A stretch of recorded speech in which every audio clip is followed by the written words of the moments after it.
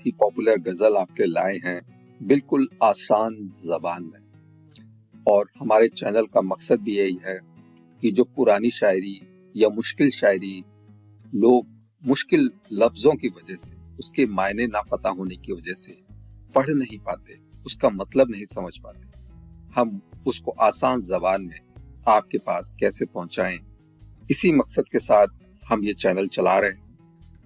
तो शुरू करते हैं। पहला शेर गालिब अर्ज करते हैं, बाजीचा ए अतफाल है दुनिया मेरे आगे, होता है शबो रोज तमाशा मेरे आगे। तो इस गजल के जो मुश्किल शब्द है वो है बाजीचा ए अतफाल। अतफाल का मतलब बच्चे होता है और बाजीचा ए अतफाल का मतलब है बच्चों का खेल।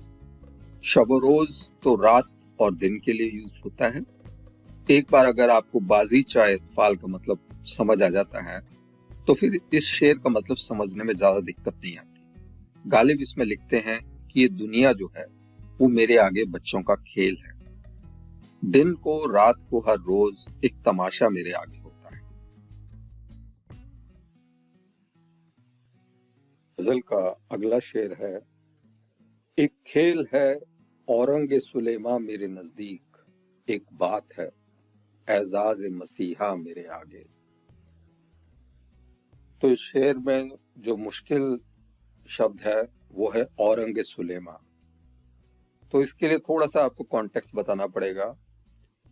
सुलेमा जो हैं ये यहूदी एक राजा थे और इन्हें पैगंबर भी माना गया है, और ये कुरान में भी इनका जिक्र मिलता है।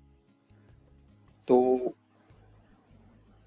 पैगंबर सुलेमा को राज करने के लिए एक तख्त मिला था जो माना जाता है जादुई तख्त था, और जो सिंहासन जिसे बोलते हैं, थ्रोन या सिंहासन या तख्त सुलेमा या औरंग सुलेमा बोलेंगे।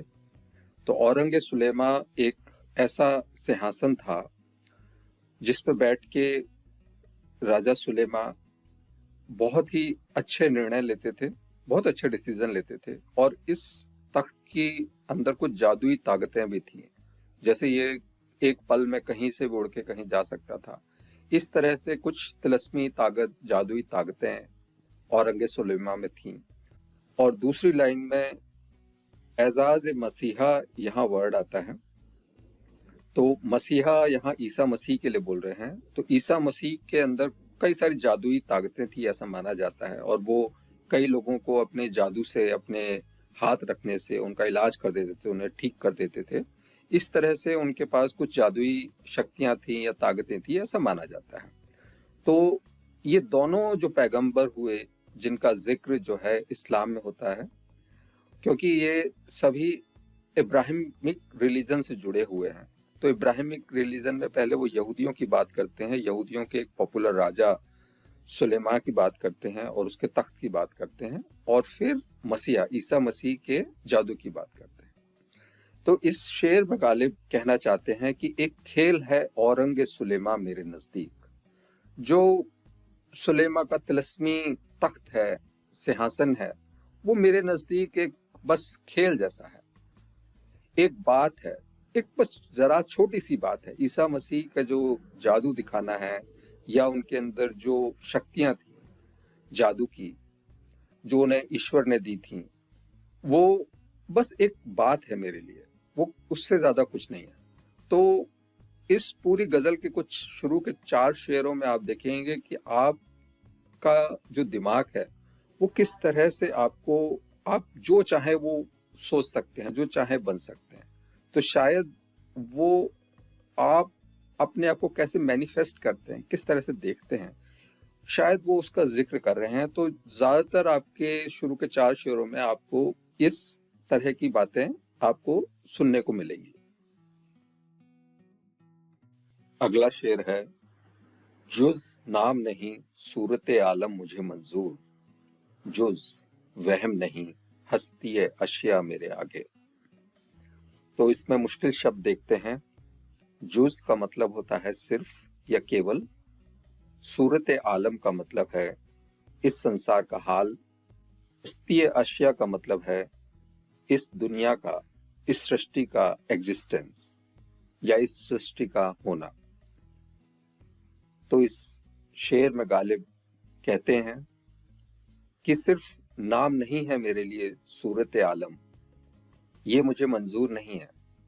मैं इस सूरत आलम को अच्छे से जानता हूं, मैं इसकी असलियत जानता हूं। जो संसार का हाल है, जो भी कुछ हो रहा है, मैं उसके बारे में अच्छे से जानता हूं। और हस्तीय अशिया, ये जो पूरी सृष्टि का एग्जिस्टेंस है, पूरी दुनिया का जो होना है, ये मेरे लिए वहम नहीं है। मैं इसको भी, ये मेरे आगे कोई वहम नहीं है, मैं इसको भी अच्छे से जानता हूं। तो गजल का अगला शेर है जो काफी पॉपुलर है। इसमें गालिब लिखते हैं, होता है निहा गर्द में सहरा मेरे होते, घिसता है जबी खाक पे दरिया मेरे आगे। तो इसमें कुछ मुश्किल शब्द हैं, वो देख लेते हैं। नेहा का मतलब होता है छुप जाना या गायब हो जाना। गर्द का मतलब धूल मिट्टी होता है। जबी का मतलब जो है माथा होता है, फोरहेड। और दरिया जो है नदी या समुद्र के लिए भी बोल सकते हैं। इस शेर में गालिब कहना चाहते हैं कि जो सहरा है, जो डेजर्ट है, मरुस्थल है, वो जो है मेरे होते होते धूल मिट्टी में जो है गायब हो जाता है। और जो दरिया है वो मेरे सामने, मेरे आगे मिट्टी पे, खाक पे अपना माथा रगड़ता है। जब दरिया आगे पीछे जाता है, उसकी लहरें आती जाती हैं, तो वो उसको इस तरह से कहते हैं कि वो अपना माथा रगड़ रहा है इस धरती पे। तो घिसता है जबी खाक पे दरिया मेरे आगे।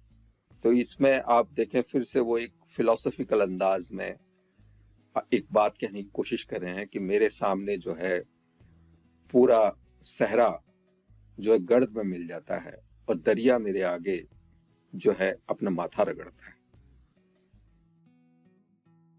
गजल का अगला शेर, और काफी पॉपुलर शेर है ये, और इसमें कोई भी मुश्किल लफ्ज नहीं है। और मैं चाहूंगा कि गजल के इस शेर का मीनिंग अगर आप मुझे कमेंट में लिखें तो बहुत अच्छा लगेगा। मत पूछ कि क्या हाल है मेरा तेरे पीछे, मत पूछ कि क्या हाल है मेरा तेरे पीछे, तू देख कि क्या रंग है तेरा मेरे आगे।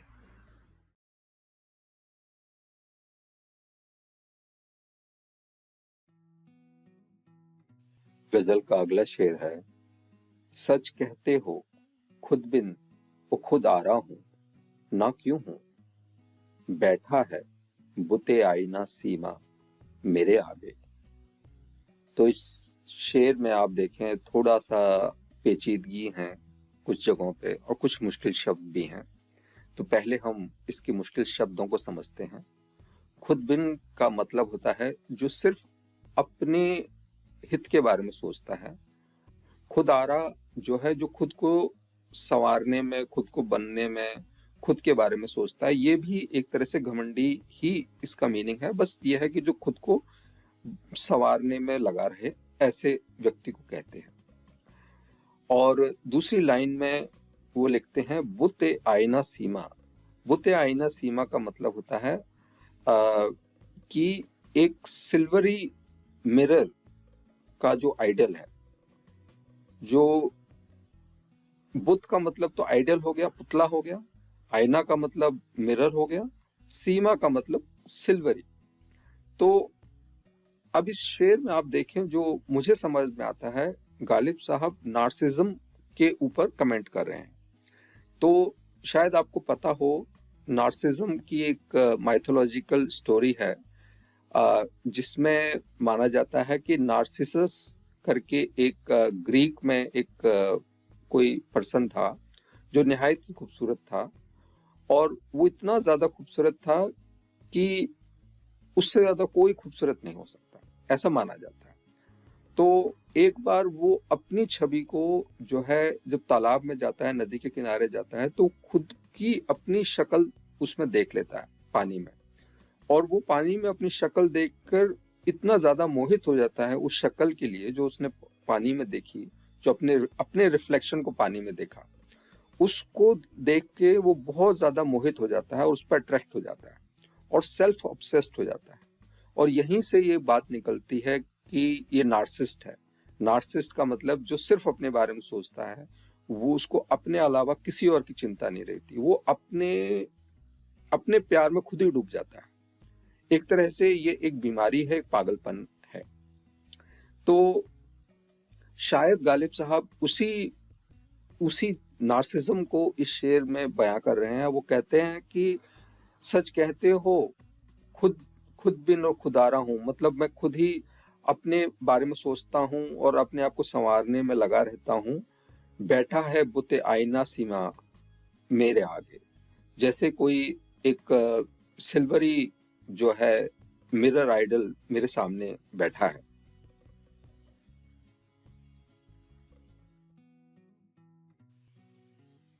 गजल का अगला शेर है, फिर देखिए अंदाज गुल अफसानी ए गुफ्तार। फिर देखिए अंदाज गुल अफसानी ए गुफ्तार, रख दे कोई पैमाना ए सहबा मेरे आगे। तो थोड़ा सा मजाकी अंदाज है इस शेर में गालिब साहब का। वो कहते हैं कि फिर देखिए, यहाँ पे ये जो वर्ड है इसको हम अलग अलग तोड़ के समझते हैं। तो गुल अफसानी का मतलब है जैसे फूलों की बारिश करना, फूलों को बिखेरना, लुटाना। गुल अफसानी, गुफ्तार का मतलब तो कन्वर्जेशन होता है, बातचीत होता है, अंदाज जो स्टाइल है। तो वो कहते हैं मेरा स्टाइल देखना, मेरे बातों के अंदर मैं जो गुल अफसानी करूंगा, जो बातों के अंदर फूलों को बिखेर दूंगा अपनी बातों से, वो मेरा अंदाज देखना तुम। बस एक काम कर दो, मेरे सामने कोई एक शराब का प्याला मेरे आगे रख दो। पैमाना ए सहबा का मतलब शराब का प्याला है। तो वही मजाक में गालिब कह रहे हैं कि बस मुझे आप शराब का प्याला दे दो, फिर देखो मेरे अंदाज और बोलने का तरीका, और मैं कैसे जो है फूलों की तरह मेरे बातें झड़ेंगी मेरे मुंह से।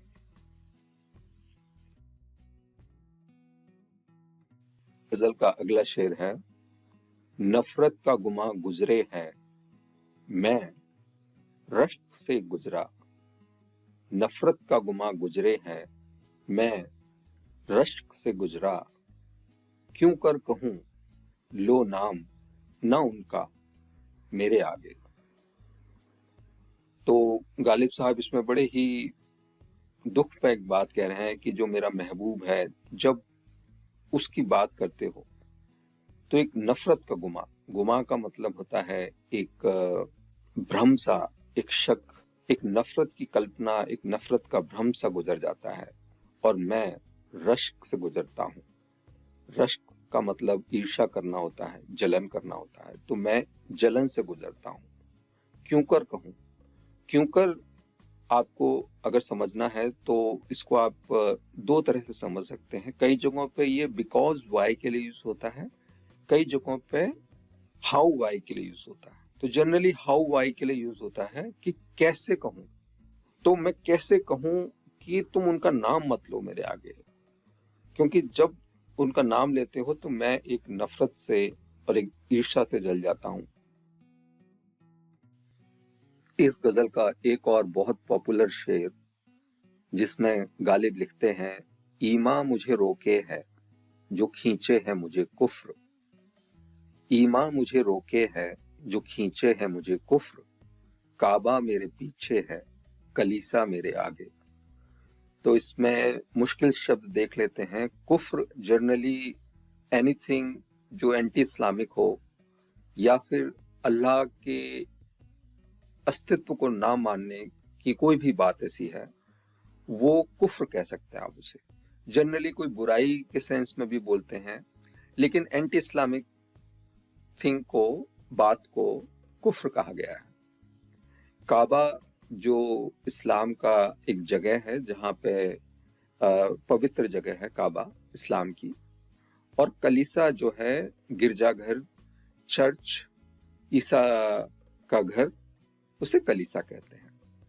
तो यहाँ गालिब फरमा रहे हैं कि ईमान मुझे रोकता है, दूसरी तरफ जो कुफ्र है मुझे अपनी तरफ खींचता है। एक तरफ मुझे अल्लाह के होने पर यकीन है और वो मेरा ईमान है, वो मुझे रोकता है। दूसरी तरफ मैं शायद उसके अस्तित्व को नकारता भी हूँ कभी कभी, तो उसके वो मुझे जो है वो भी खींच रहा है, वो वहां से मुझे रोक रहा है और कुफ्र मुझे अपनी तरफ खींच रहा है। काबा जो है वो मेरे पीछे है और गिरजाघर, चर्च जो है वो मेरे आगे है। गजल का अगला शेर है, आशिक हूं पर माशूक फरेबी है मेरा काम। आशिक हूं पर माशूक फरेबी है मेरा काम, मजनू को बुरा कहती है लैला मेरे आगे। तो गालिब इसमें थोड़ा सा अपना विटीनेस या मजाकिया लहजे में बात कर रहे हैं। वो कहते हैं आशिक हूं पर माशूक फरेबी। माशूक फरेबी का मतलब जो माशूक को धोखा देता है। तो आशिक हूं पर माशूक फरेबी है मेरा काम। मैं आशिक हूं लेकिन माशूक को धोखा देना मेरा काम है।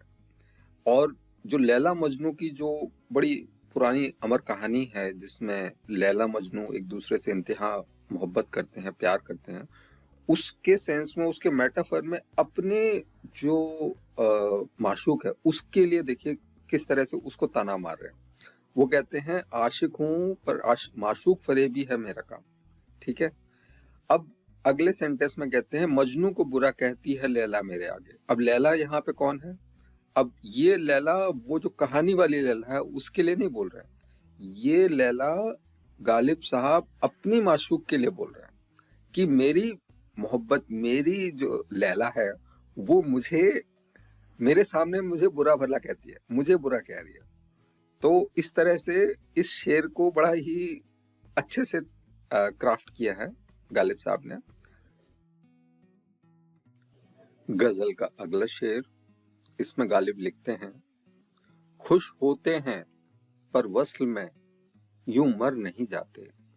खुश होते हैं पर वस्ल में यूं मर नहीं जाते, आई शब हिजरा की तमन्ना मेरे आगे। तो इस शेर में गालिब एक बहुत ही इंटरेस्टिंग द्वंद्व को व्यक्त कर रहे हैं, पर उससे पहले इस शेर के मुश्किल शब्द समझ लेते हैं। तो इसमें शब हिजरा एक वर्ड यूज हुआ है। शब का मतलब रात होता है और हिजरा का मतलब होता है जुदाई। तो जुदाई की रात, यही एक इसमें मुश्किल शब्द है, लेकिन इसके मीनिंग को समझने की कोशिश करते हैं। ये कहते हैं कि मैं खुश होता हूं जब मैं मिलता हूं अपने मोहब्बत से, अपने प्यार से।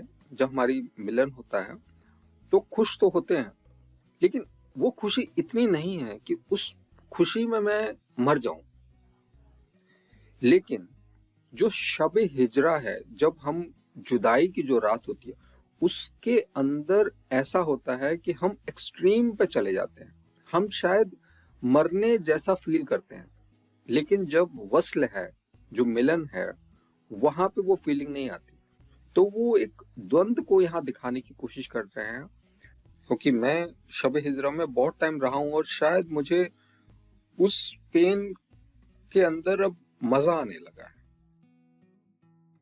इस शेर में गालिब अपनी तकलीफों को कुछ इस तरह से बयां करते हैं। वो लिखते हैं, है मुअज्जन एक कुलज़म खूं, काश यही हो। है मुअज्जन एक कुलज़म खूं, काश यही हो। आता है अभी देखिए क्या क्या मेरे आगे। तो इस शेर में गालिब अपनी तकलीफों को बयां कर रहे हैं। तो इसके मुश्किल वर्ड्स देख लेते हैं। मुअज्जन पहला वर्ड है, जिसका मतलब होता है बहुत ही स्टॉर्मी, तूफानी। और कुलज़म खूं का मतलब है एक खून का सागर, खून का समुद्र, या खून की नदी भी कह सकते हैं। तो यहाँ ये कहना चाहते हैं कि है मौजन एक कुंज में खूं, काश यही हो। मतलब मेरे सामने ये जो खून का सागर है, इतना खतरनाक और इतना मुश्किल हालात हैं जो मेरे आगे, बस शायद मेरी जो मुश्किलें शायद इतनी ही हो। मैं ये चाहता हूं कि ये जो इतनी परेशानी मेरे ऊपर आ रखी है, शायद इसका अंत यहीं हो जाए और ये आखिरी परेशानी हो मेरी। लेकिन फिर अगली लाइन में वो बोलते हैं कि पता नहीं अब आगे मेरे क्या क्या आएगा, आता है अभी देखिए क्या क्या मेरे आगे। गालिब का एक और बहुत पॉपुलर शेर, इसमें लिखते हैं, गौ हाथ को जुम्बिश नहीं, आंखों में तो दम है। गौ हाथ को जुम्बिश नहीं, आंखों में तो दम है। रहने दो अभी सागरो मीना मेरे आगे। इस शेर में गालिब कहते हैं कि माना कि मेरे हाथों में अब ताकत नहीं रही। जुम्बिश का मतलब होता है मूवमेंट, हरकत। तो कहते हैं कि मेरे हाथों में तो अब ताकत नहीं रही, शायद मैंने इतनी पी रखी है ऑलरेडी, या कोई और हालात भी हो सकते हैं। लेकिन लगता है वो ये कह रहे हैं कि अब मैं ऑलरेडी बहुत ज्यादा पी चुका हूँ और इतनी ज्यादा पी ली है कि अब मेरे हाथों में ताकत नहीं बची है, हरकत नहीं कर रहे हैं। लेकिन मेरे आंखों में तो अभी दम है, मैं देख रहा हूं अभी।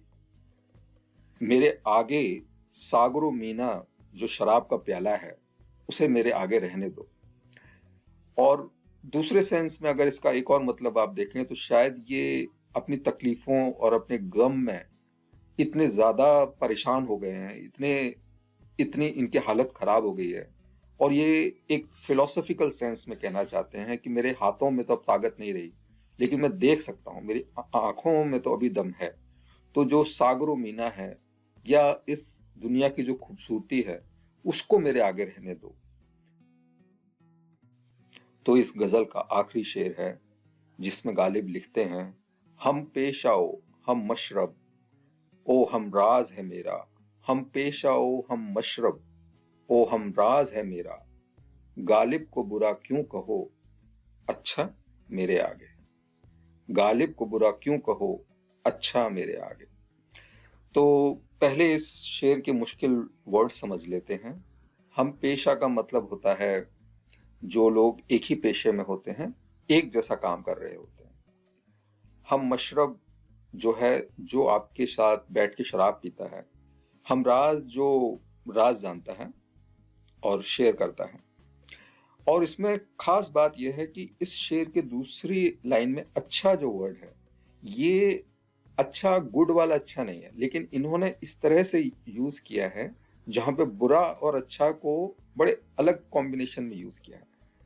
तो इस शेर में गालिब लिख रहे हैं कि वो मेरे हम पेशा है, वो मेरा हम राज भी है, हम मशरब भी, हम साथ शराब भी पीते हैं। फिर कहते हैं गालिब को बुरा क्यों कहो, गालिब को बुरा क्यों कहते हो। यहाँ पे जो अच्छा का मतलब है वो खैर से है, खैर मेरे आगे, जैसे हाँ में हाँ मिलाते हैं। या फिर ये वो गुड बैड वाला अच्छा नहीं है, ये अलग अलग टाइप के, जैसे अच्छा एक पीके जो मूवी थी उसमें आमिर खान कई तरह से अच्छा बोल के दिखाते हैं, उसी में से एक अच्छा है ये, जिसमें वो कहते हैं खैर चलो कोई बात नहीं, अच्छा मेरे आगे। तो वो एक तरह से तंज मार रहे हैं, लेकिन मजाकिया लहजे में इस गजल का एंड करते हैं।